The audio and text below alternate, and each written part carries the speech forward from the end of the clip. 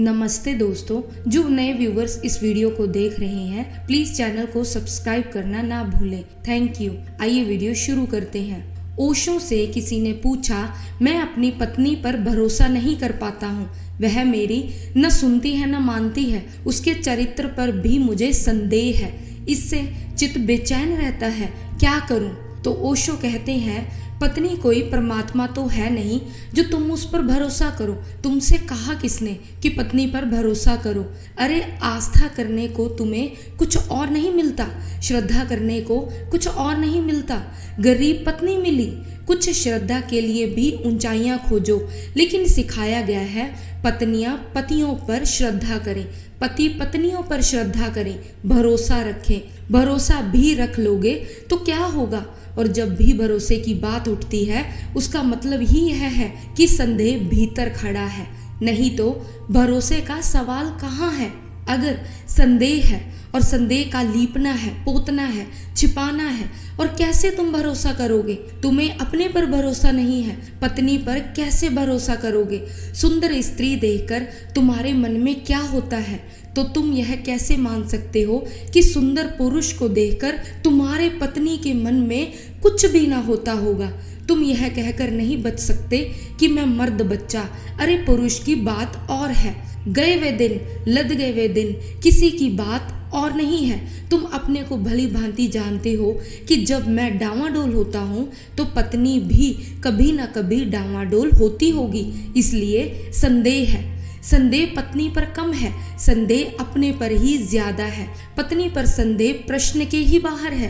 पहले तो भरोसा करने की आवश्यकता ही नहीं है। नाहक बेचैन हो रहे हो, नाहक परेशान हो रहे हो, मगर बस सिखाई है बातें कि पत्नी को पतिव्रता होना चाहिए।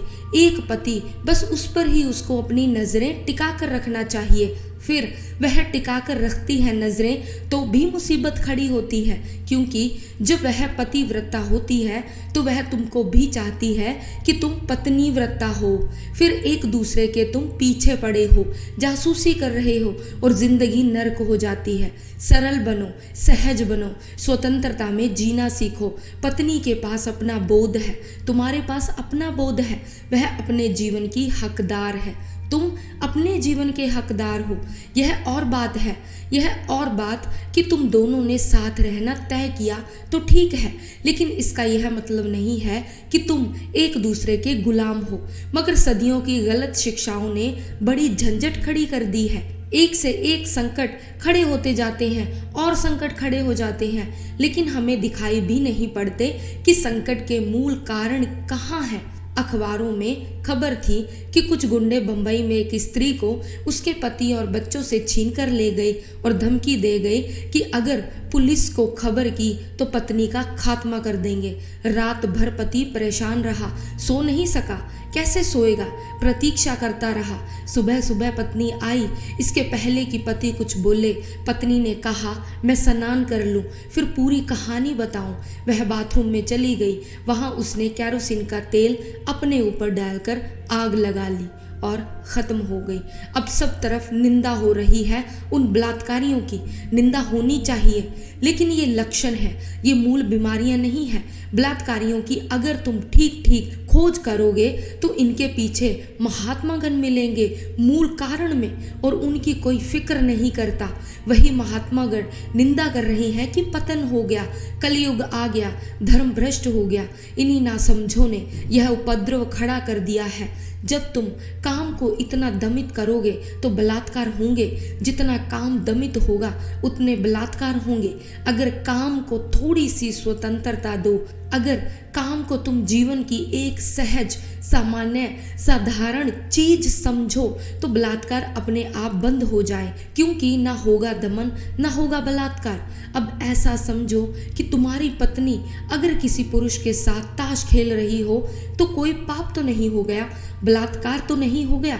तुम कोई पुलिस में तो नहीं चले जाओगे एकदम से और तुमने देख लिया पत्नी को ताश खेलते हुए किसी के साथ, तो पत्नी कोई कैरोसिन डालकर आग जलाकर मर थोड़े ही जाएगी।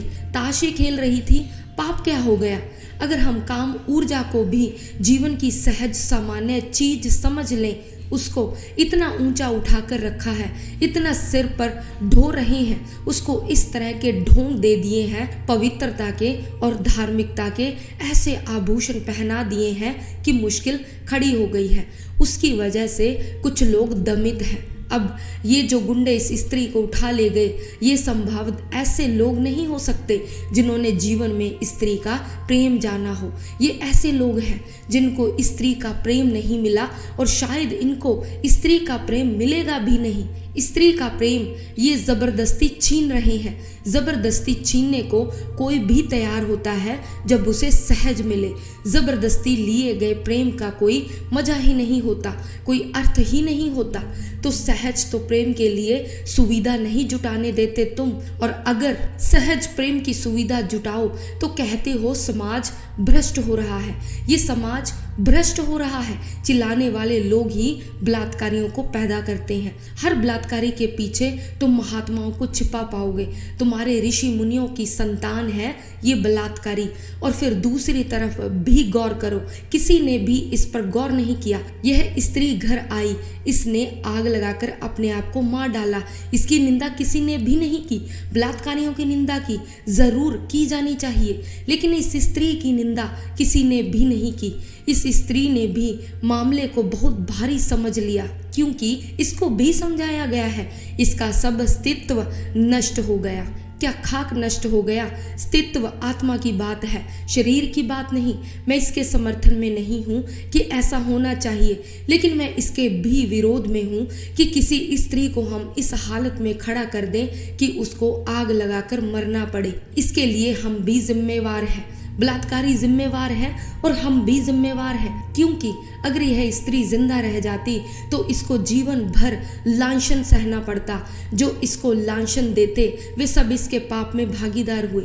अगर यह स्त्री जिंदा रह जाती तो इसका पति भी इसको नीची नज़र से देखता, इसके बच्चे भी इसको नीची नज़र से देखते, इसके पड़ोसी भी कहते कि अरे यह क्या है, 2 कौड़ी की औरत। हाँ, अब वे सब कह रहे हैं कि सती हो गई, बड़ा गजब का काम किया, बड़ा महान कार्य किया, अब सती का चेहरा बना देंगे। चलो एक और डांडन सती हो गई, अब इनकी झांकी सजाएंगे।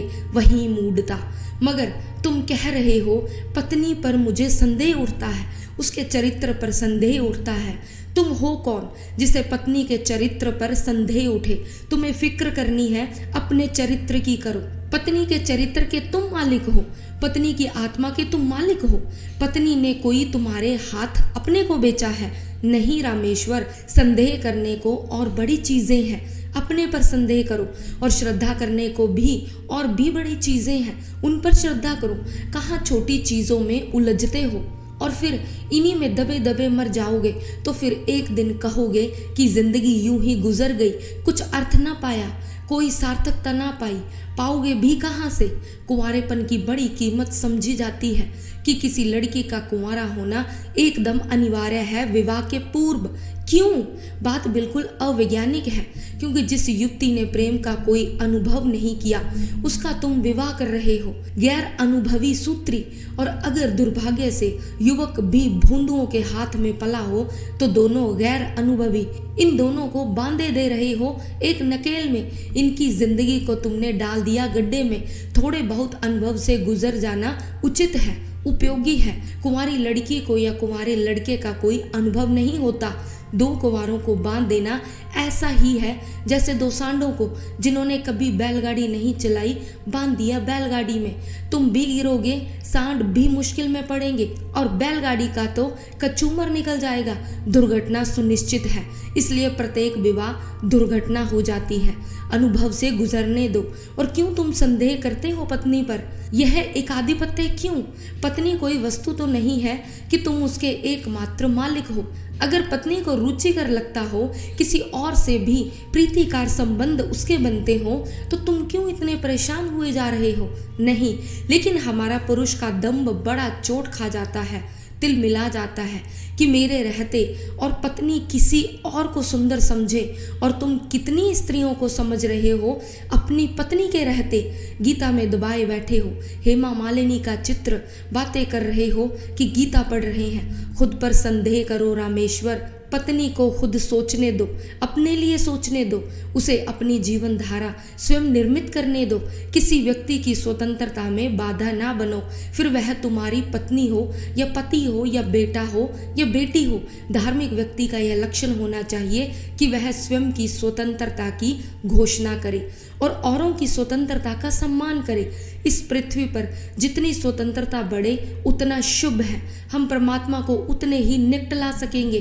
परमात्मा घट सकता है स्वतंत्रता के एक वातावरण में ही, इस प्रतंत्रता में नहीं, इन जंजीरों में नहीं, इन कारागृहों में नहीं।